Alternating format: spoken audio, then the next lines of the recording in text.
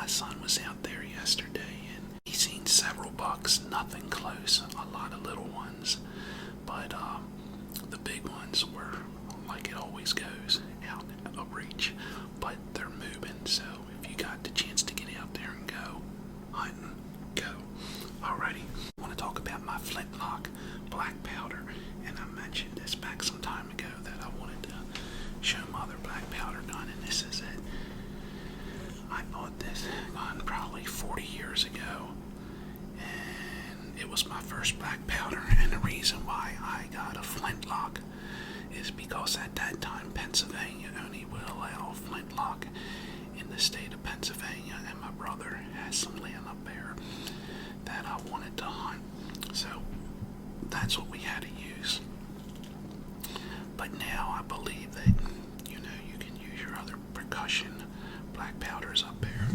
Alrighty, I took this gun apart a long time ago, when the last time I shot it, and it's been a while. This gun comes apart very easy, and when it comes to black powder, you really gotta clean them up good. When that black powder gets on the gun, it's gotta come off because it holds moisture, and what's moisture draw is rust, so it has to really be cleaned well. So the last time I took it apart, I never put it back together. I just cleaned it real good and put it in the gun case. But let me show you a little bit here and read a little bit to you. I'm going to read what it says on the barrel, okay?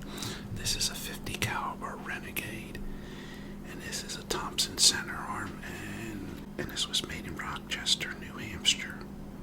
And I love the 50 caliber. Alrighty, here, let me see, I can show this all to you. It's sweating up a little bit. I'm gonna have to wipe it down real good because it was a little cool in my basement. And see that little hole there? That has to be kept very clean because that's where the spark actually gets up in there to ignite this off, and you would always have to keep that clean. Lay that down. It's really a neat looking black powder.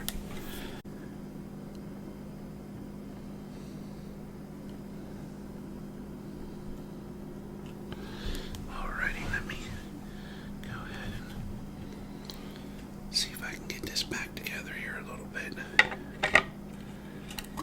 Okay, there's a hook in the back here that goes up into the piece of the barrel here and hooks up. You can see how easy it hooks.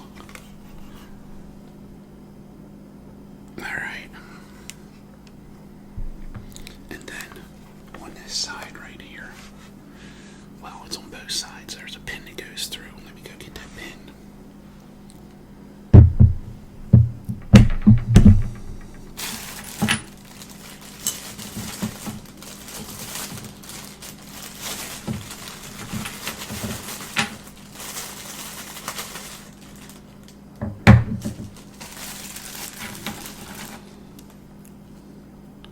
It's like a wedge, or it is a wedge. I'm not going to put this together all the way, just a little bit. But then you take that wedge and you would stick it right there. And you got to kind of feel for it and hit it in. I'm not going to, but that would hold the barrel to the stock. So I'm going to keep this apart. Okay. Right here's where the flash pan goes.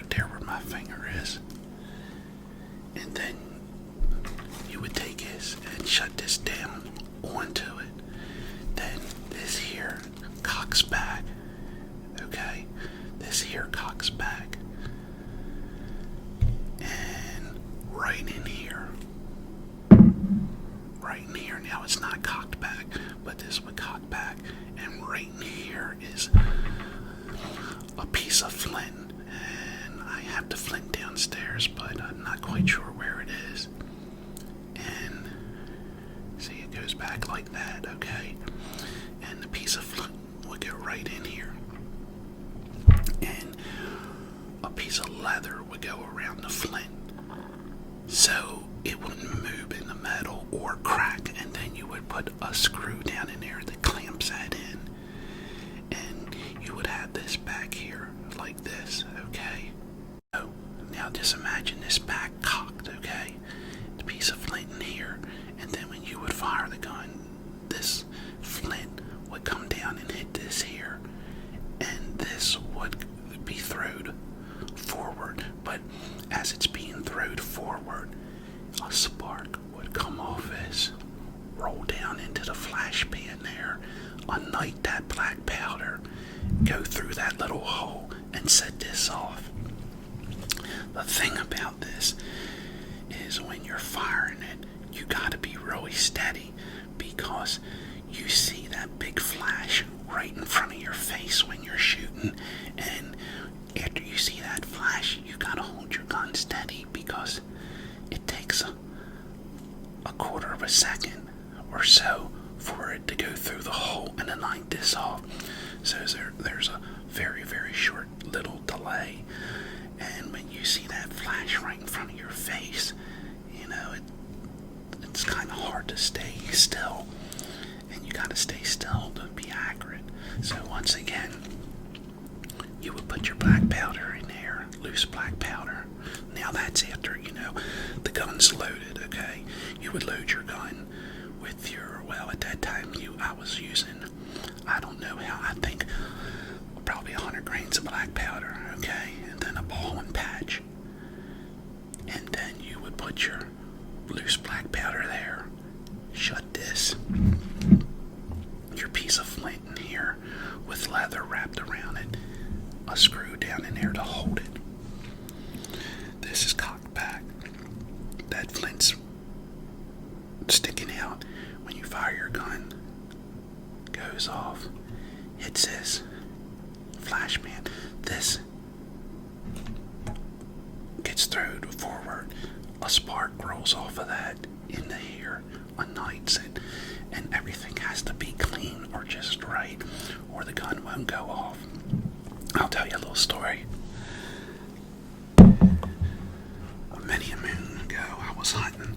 I had one of my buddies from Western Maryland down here, and it was me and my brother, and we were all hunting in the back here, and I was hunting alongside of a soybean field, and it was in the evening, and I looked off to my left, and I seen this huge rack, and it was so big. I'm looking, I was saying, is that branches, or is that a deer rack? And it moved, and I said, holy cow, it was a huge deer and a huge rack.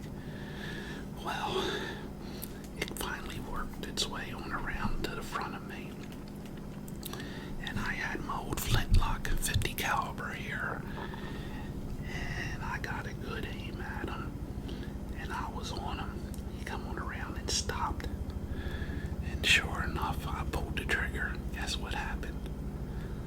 The powder in the flash pan went off, and it was poof, but the gun didn't go off. Whew, boy, do I tell you, that was a big body deer, and I never forget that, and that just makes you want to go back again. The next day, I never seen that deer again. Anyway, when that happens, that just makes you want to go back. But I'll never forget that. You know how you have certain fishing trips and hunting trips you just never forget and always remember, and that's one of them. Well, and this is my ramrod right here. That's my ramrod, and that goes right up in here. I wish I had a piece of flint that I could show you, but I have to root for it. It's downstairs in one of my little containers. But anyway, I'll show you the gun again. It's really a neat looking gun, and I took some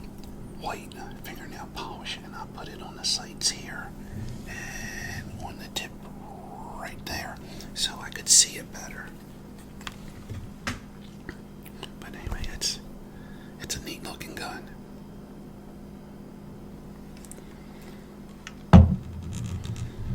Well, some states I think may even already have, I'm sure, had their deer season, but Maryland's is right after Thanksgiving.